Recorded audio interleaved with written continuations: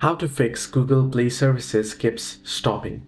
Well, to fix the Google Play services keeps stopping error, you can first try clearing cache and data for both your Google Play services and Google Play Store. Now, first things first, head over to Google Play Store. Before doing that, head into your profile and head into settings. Once under settings, what you want to do is you want to tap on about here and check if the update is available, and if the update is available, you want to update it. The next thing is, if that doesn't fix the issue, head into settings, head into apps section. Then what you want to do is you want to search in for Google Play services and Google Play Store.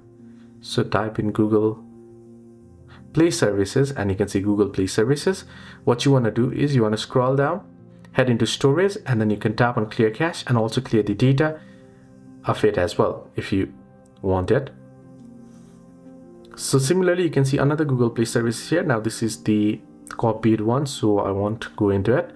But you also want to search in for Google Play Store and you want to do the same.